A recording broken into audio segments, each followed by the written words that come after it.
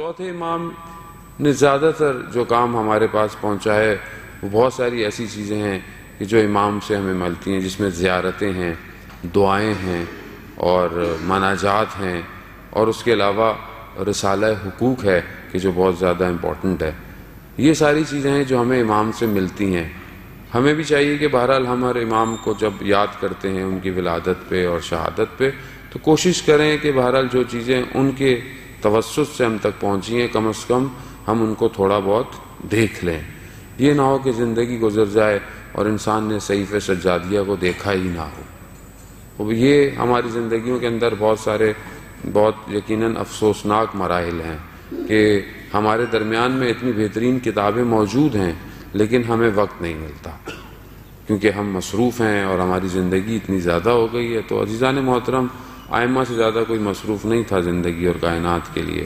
ہمیں ظاہراً وہ ایک مخلوق ہم تھے، نہ جانے کتنی مخلوقات کا ان سے جو ہے وہ تعلق ہوتا تھا، کیونکہ امام صرف روئے زمین کے لیے نہیں تھا، امام پوری کائنات کا امام ہوتا ہے جب بھی ہوتا ہے، حجت خدا ہے روئے زمین پر۔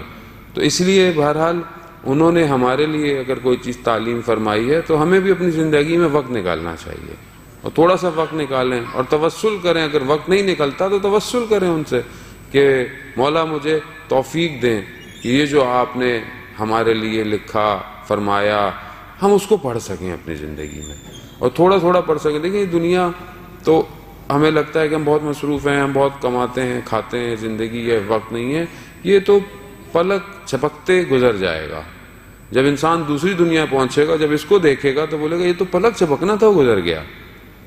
کہ اب وہ وہاں پر ہمیں پھر ایک ایک چیز یاد آئے گی کہ جو یہاں پر ہمیں کرنی چاہیے تھی اور جو ہم نے نہیں کی ہے۔ خود امام چوتھے امام سے کہ مومن کی نشانی ہے کہ انشاءاللہ توفیق ہوگی تو بتائیں گے، امام ایک شخص کو صدقہ میں چیزیں دیتے ہیں تو پھر امام اس سے واپس لے لیتے ہیں، کہتے ہیں ایک منٹ واپس دو، پھر اس کو چومتے ہیں، پھر واپس دیتے ہیں۔ تو کہتے ہیں یہ کیا کر رہے ہیں؟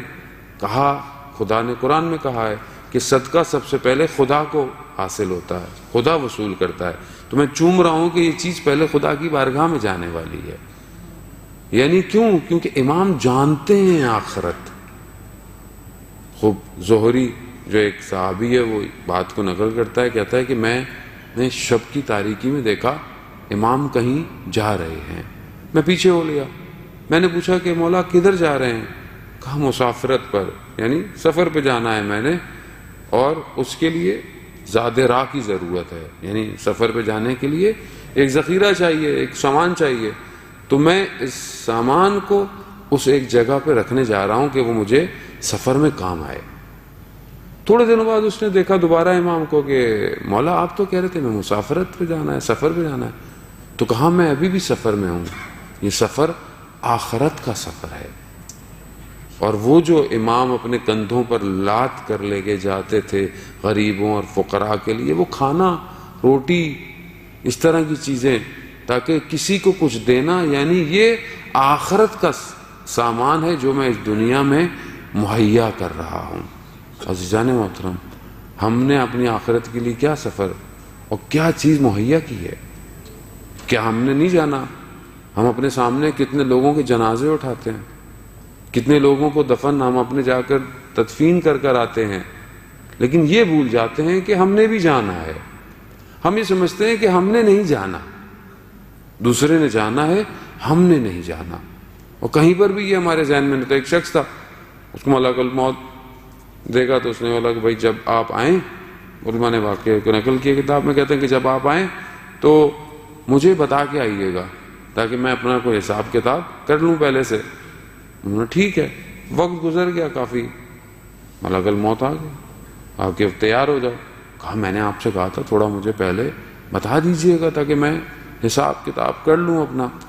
کہا میں کئی دفعہ آیا تھا، میں تمہارے پڑوس میں کسی کا انتقال ہوا، میں آیا تھا، تم باتوں میں مصروف تھے، میں تمہارے فلانے رشتہ دار کا انتقال ہوا، میں آیا تھا، تم سر جھکائے نیچے کھڑے تھے، تم نے مجھے نہیں دیکھا۔ یعنی جتنے بھی میرے اطراف میں فوتگی ہو رہی ہے، موت ہو رہی ہے، یہ ملک الموت مجھے بتانا چاہ رہا ہے کہ میں تمہیں بھی لینے آ رہا ہوں، میں نے تمہیں بھی لے کے جانا ہے، تم اپنی آخرت کا کیا سامان کیا ہوا ہے؟ حضرت سلیمان نبی کہ جو کھڑے ہوئے تھے ایک عالیشان محل بنانے کے لیے، اپنا وہ بنانے کے لیے، اور ساری مخلوقات کام کر رہی تھیں، جن اور جانور اور سب، اور اپنی عصا لے کر کھڑے ہوئے تھے. ملک الموت آ گیا، کہا کہ وقت ہو گیا ہے. کہا مجھے تھوڑا سا وقت دیں. کہا نہیں، نبی ہے، وقت نہیں دیا. وہیں کھڑے ہوئے.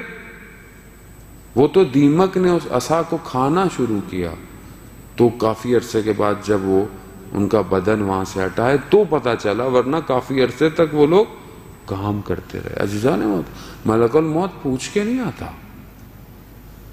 بتا کے نہیں آئے گا. وہ رسول خدا کے تھے جن کے دروازے پر دستخط دے کر آیا تھا. عزیزان محترم، ہم آخرت کے لیے کیا کر رہے ہیں؟ ہمارا وہ امام جس کی آج ہم جشن میں آئے ہیں، وہ اپنا زادرہ رات کی تاریکی میں جمع کر رہا ہے کہ وقت شہادت جب غسل دیا میرے پانچویں امام نے، امام باقر علیہ السلام نے، اللہم صلی علی محمد وآل محمد، تو امام کے بدن پر نشان تھے. راوی کہتا ہے کہ میں نے بعد میں امام سے پوچھا کہ یہ آپ کے بابا کے بدن پر کون سے نشانات تھے جو اتنے پرانے ہو چکے تھے؟ کہا یہ رات کی تاریکی میں میرے بابا یہ کھانے اور چیزیں غذاؤں کی بوریاں اپنے کندھوں پر ڈال کر غریبوں کو دے کر آتے تھے. عزیزان محترم، کہاں میری زندگی میں خوب ٹھیک ہو سکتا ہے اس طرح غریب فقراء نہ ہو، کوئی تو ہوں گے، بہرحال کہیں تو ہوں گے، کہیں ہم نے اپنے ملک کے اندر ہوں گے ہمارے. کبھی ہم نے کوئی زحمت کی، ہم تو اچھے اچھے کھانے کھاتے ہیں. کبھی ہم نے سوچا کہ کبھی ایک کھانا رستے میں چلتے ہوئے پیک کرا لیں، ہو سکتا ہے کوئی غریب فقیر، کوئی ایسا شخص کہ جو یہ نہ کھا سکتا ہو وہ مل جائے. نہیں ہے، کیونکہ ہمیں آخرت کی فکر نہیں ہے. رسول خدا حضرت محمد مصطفیٰ صلی اللہ علیہ وسلم اپنی بیٹی کے گھر گئے تو دیکھا بی بی بہت غمگین ہے، اداس ہے. کہا بیٹی یہ چہرے پر غم اور اندوہ؟